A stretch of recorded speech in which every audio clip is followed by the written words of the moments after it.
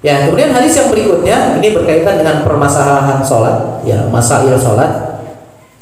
Hadis yang ke-113, qala al-mu'allif rahimahullahu taala an Zaid ibni Arqam radhiyallahu taala anhu qala.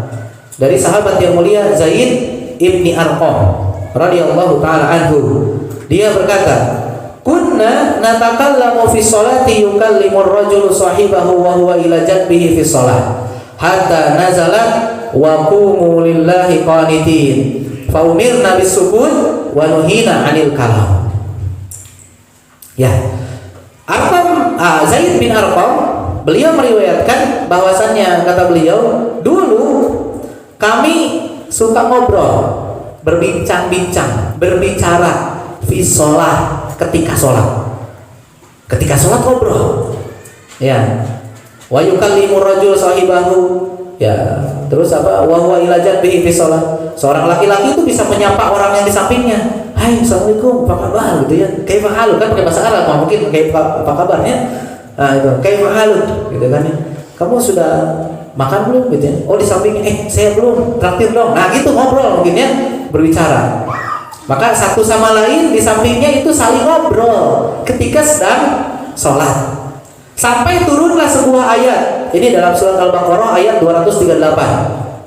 Surat Al-Baqarah ayat 238. Turunlah ayat ini. Wa qumu lillahi qanitin. Dan berdirilah kalian, sholatlah kalian untuk Allah qanitin, dalam keadaan qanit, dalam keadaan kunut.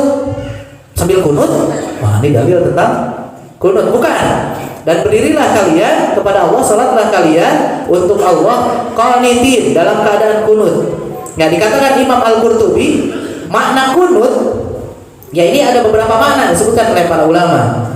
Yang pertama maknanya bisa taat, sholatlah dalam keadaan taat, berarti kan ya.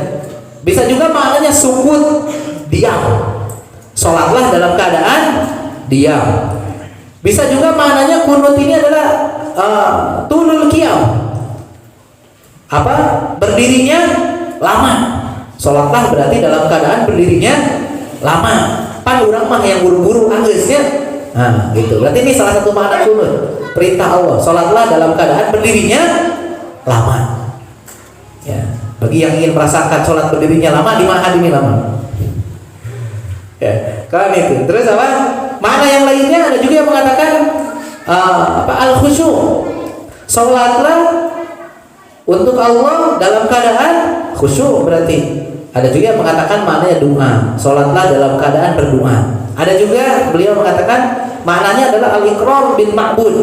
Sholatlah dalam keadaan mengakui apa?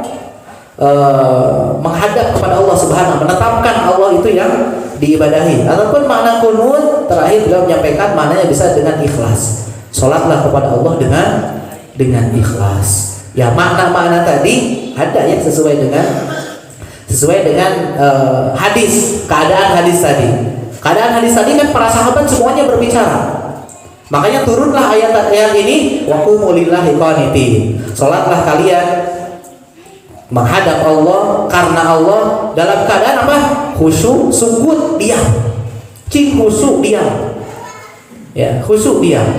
Fa umirna bisukut. Maka kami pun diperintahkan oleh Rasulullah untuk apa? Diam. Tidak boleh berbicara ketika sholat. Wa nuhina 'anil kalam, dan kami dilarang untuk berbicara ketika sedang sholat. Ya, ketika sedang sholat. Ya, nih perhatikan nih para santri ya, bukan hanya berbicara nih. Perintah dalam ayat ini tadi sholat yang khusyuk. Belajar sholat khusyuk ya. Ini sedikit-sedikit ngomeh kancing, sedikit-sedikit mencekan bibir pecah ya. Siapa yang suka kayak gini-gini nih? Kan bete ya sholat lama. Apa terus suratnya surat apa ini Ustaz Fatur baca surat apa kan gitu ya? Cung yang kayak gitu. Ya. Oh, surat apa ini ya? Ditebak-tebak. Ya, sambil ngorong, mungkin ada yang sambil ngorong. Siapa nih? Yang suka sambil nyolong korong sampai habis ya korongnya. Ataupun nyolong koreng. Bahasa Jermannya buduk. Siapa yang sambil nyolong gini-gini di pecahan sambil berdarah lagi, getihan. lapor gak sekolah besoknya. Nah, lagi sholat padahal pencegahannya. Nah ini, ya, ini belajar khusyuk. Sholat tuh belajar khusyuk ya, dengerin, rekepkan ya, sholat dengerin bacaan sholat, belajar khusyuk. Tumanina ketika ruku benar-benar rukunya, ketika sujud benar-benar sujudnya, ya jangan rampeal ya, tidak khusyuk. Sholat yang khusyuk, yang tegak. Jangan kayak orang malas sambil helai gitu kan ya, sholat ya tahan, jangan helai ya. Nah, seperti itu. Belajar khusyuk. Nih kata Allah, wa qumu lillahi qanitin. Dan sholatlah karena Allah qanitin, dalam keadaan khusyuk, sukut. Jangan banyak berbicara, jangan banyak bergerak. Ya. Dalam hadis yang mulia ini ada larangan berbicara ketika sedang sholat. Sekarang kita akan bagi beberapa masail berkaitan dengan berbicara di dalam sholat. Bagaimana kalau berbicaranya dengan sengaja? Bicara dengan sengaja. Hukum berbicara dengan sengaja di dalam sholat. Maka ini tanpa diragukan lagi, sepakat para ulama, hukum berbicara ketika sholat dengan sengaja batal sholatnya. Sengaja berbicara ketika sedang sholat, maka batal sholatnya. Nah, permasalahannya, bagaimana kalau berbicaranya itu karena lupa? Karena lupa. Ya, ini sebagaimana dalam hadis sebelumnya. Mudah-mudahan masih ingat. Ketika Rasulullah SAW lupa sholat, malah harusnya sholatnya 4 rakaat, sholat duhur. Kisah siapa nih? Siapa yang ingat nih? Hadis apa nih terkenalnya? Ya, kisah Dzul Yadaini. Ya, kisah Dzul Yadaini yang tangannya panjang. Kisah Dzul Yadaini. Ketika itu sholat duhur ataupun sholat asar ya. Ya, Rasulullah SAW sholat 2 rakaat, kemudian salam. Kemudian Rasulullah duduk. Tiba-tiba Dzul Yadaini datang kepada Rasulullah. Ya Rasulullah, apa kalimatnya? Aqsarta am nasita? Apakah engkau mengqasar sholat atau engkau lupa? Kata Nabi, aku tidak mengqasar juga tidak lupa. Ya, maka Nabi pun verifikasi, tabayun kepada sahabat yang lainnya. Benar gak nih yang dikatakan Dzul Yadaini? Saya sholatnya 2 rakaat.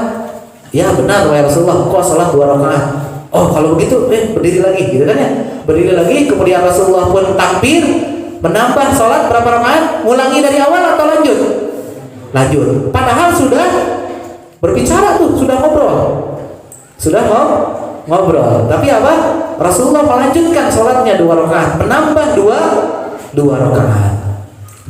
rakaat. Berarti ini sebagai dalil ya bahwasanya orang yang lupa berbicara di dalam sholat, maka sholatnya sah dan tidak perlu diulang. Ini pendapatnya jumhur para ulama. Nah, ya ini kalau lupa. Permasalahannya, bagaimana kalau sengaja berbicara? Sengaja berbicara tapi untuk kemaslahatan sholat. Sengaja berbicara tapi untuk kemaslahatan sholat. Contohnya gimana untuk kemaslahatan sholat? Ya,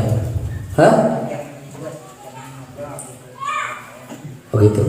Enggak gini, contohnya imam baca salah terus imamnya. Sudah dikasih tahu subhanallah, masih gitu, subhanallah. Salah, gitu imam. Nah, gitu kan kemaslahatan sholat.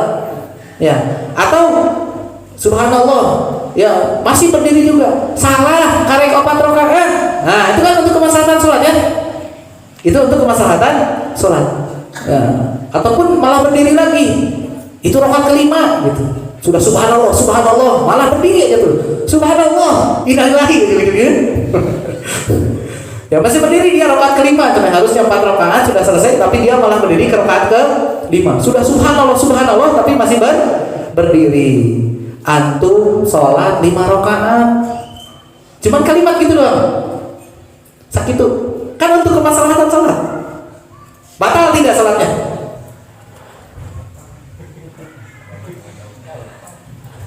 Batal kan sholatnya? Tadi kan dulu ada ini banyak lagi sholat ini yang bicaranya ngobrol. Ya.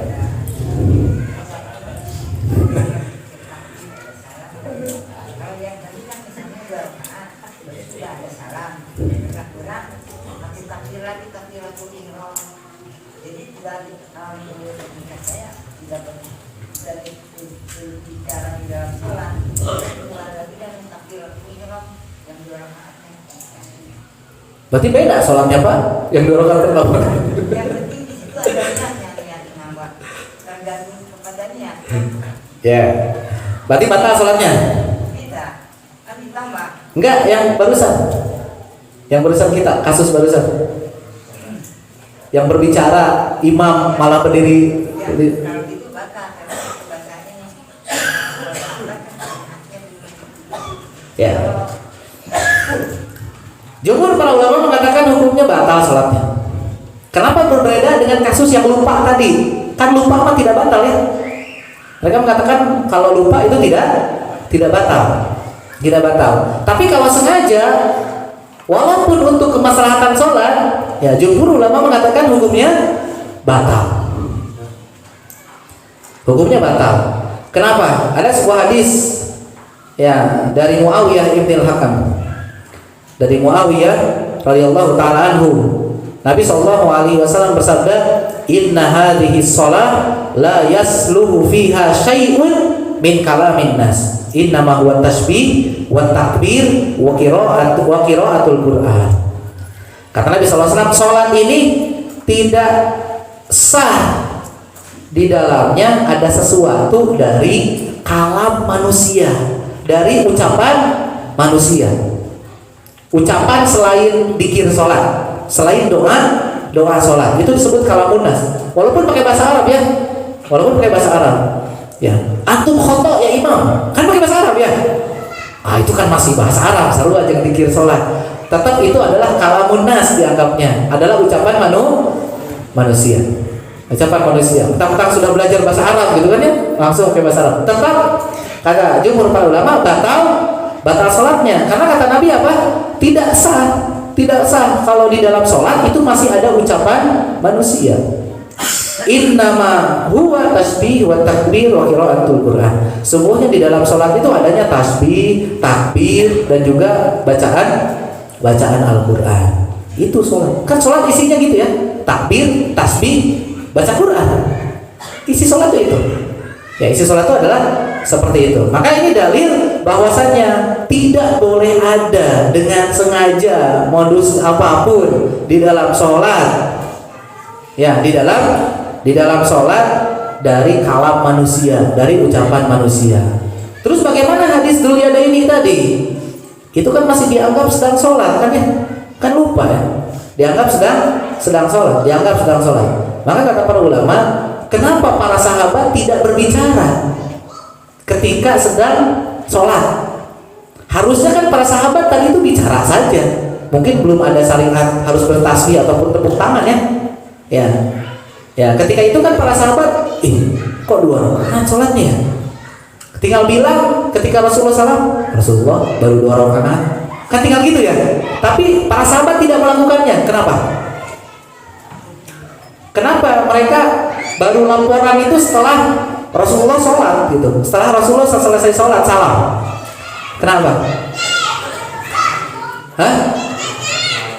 Nah betul, sahih. Karena wahyu masih turun ketika itu.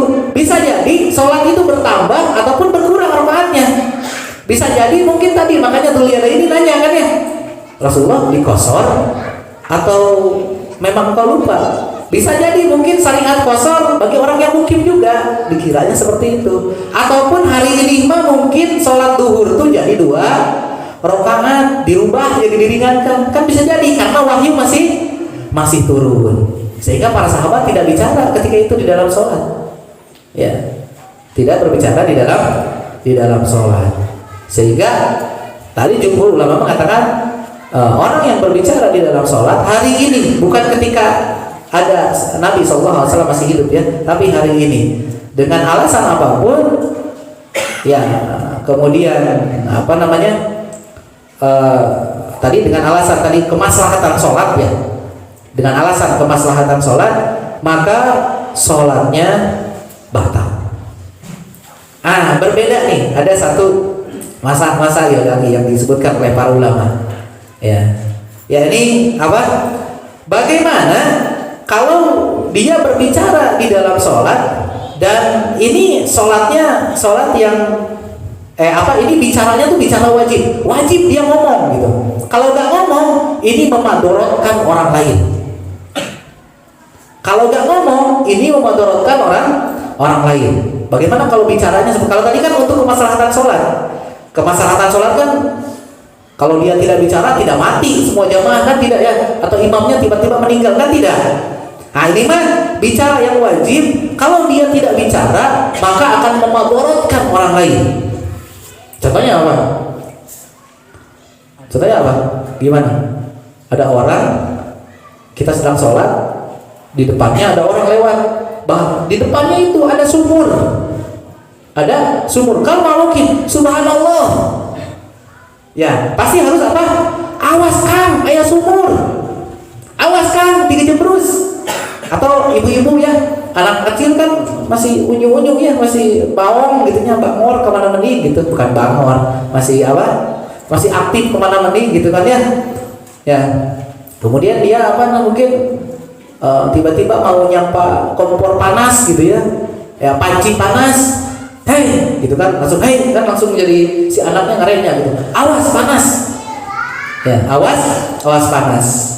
Ataupun para ulama mengatakan ada orang mau dibunuh dari belakang, kalau kita tidak bicara dia akan ditikam dari belakang, maka kita berbicara, jangan awas ya gitu. Seperti itu. Ini kan kalam wajib, ini berbicara yang wajib.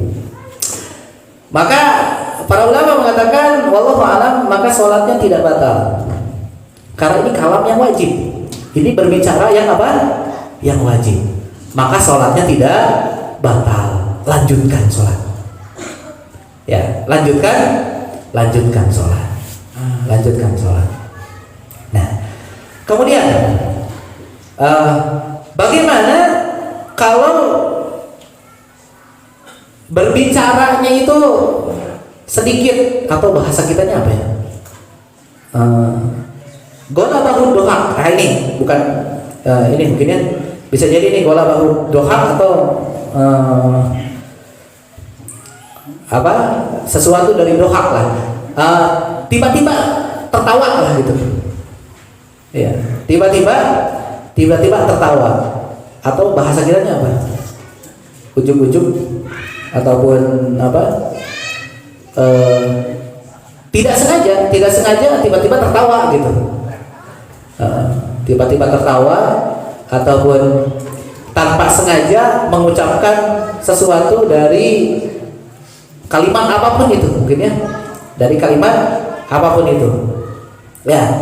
Maka Imam Nawawi mengatakan faman sabaqa lisanahu ilal kalam bighairi qasdin, barang siapa yang lisannya itu mengucapkan sesuatu tanpa maksud, jadi mengucapkan sesuatu yang bukan bagian dari sholat tapi tanpa maksud, keceplosan ya, bahasa kitanya apa, keceplosan ya, atau apa ya, keceplosan, tidak sengaja tiba-tiba mengucapkan,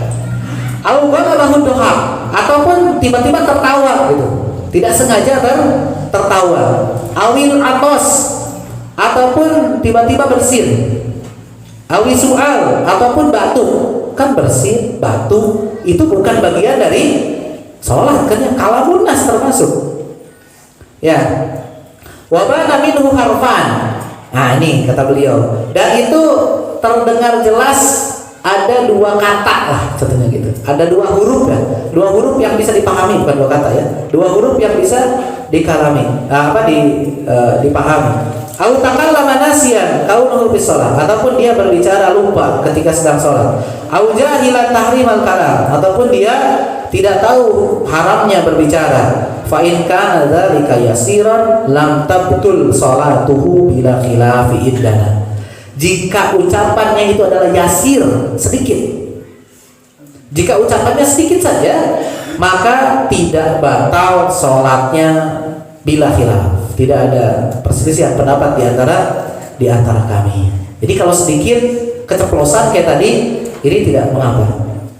Ataupun tiba-tiba helai, tiba-tiba ada uahnya gitu ya, ada suaranya. Atau bersin, ada keterusannya.